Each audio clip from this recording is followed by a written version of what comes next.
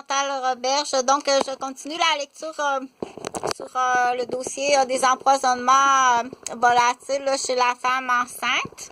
Donc, j'ai fait la lecture d'un vrai dossier médical, le vrai dossier en partie. Donc, discussion, c'est le PAMJ Clinical Médecine. Donc, c'est l'infirmier, un des infirmiers qui était sur place.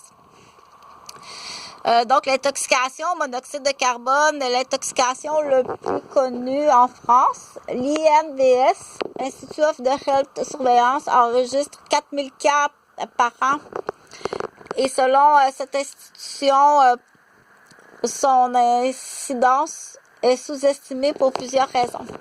Non obligatoires, intoxication par la fumée sont exclus du cas déclaré.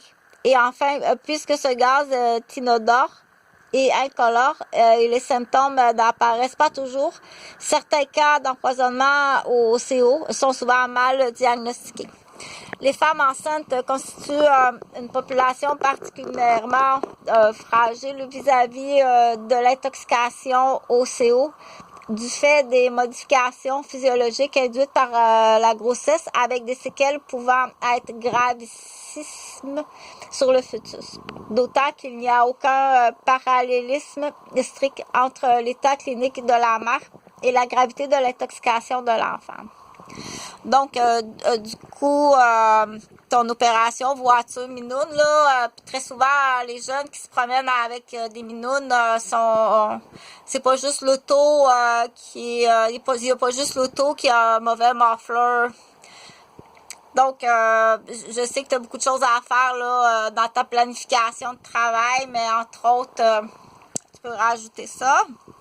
C'est pas d'être gentil de laisser aller la voiture là ça c'est quand l'auto est vieille, mais des fois c'est des voitures qui sont la voiture est fabriquée comme ça, c'est faite comme ça pour t'empoisonner. Donc et t'as ceux qui fument sur le bord des rues là. Ceux-là aussi, t'as des gestionnaires là, t'en as un ici là, les propriétaires ici, ça en est des gestionnaires d'empoisonnement. Il y en a plusieurs sur leur liste, mais ils font d'autres choses. Là. Ils codent des numéros. Là. Tu veux-tu un 3, 5, 3, 6? Tu veux-tu que je te fasse un Chantal Roberge, la grande? Donc, sur le plan de la physiopathologie, le CO traverse passivement la barrière placentaire pour gagner la circulation de l'enfant. La capacité de diffusion du CO augmentant avec l'âge gestationnel en proportion du poids du fœtus. Réciproquement, l'oxygène doit franchir la barrière placentaire pour que l'élimination du CO fœtal commence. Il y a donc un retard à la détoxification du fœtus par rapport à la détoxification maternelle. C'est pas ça qu'il fallait faire.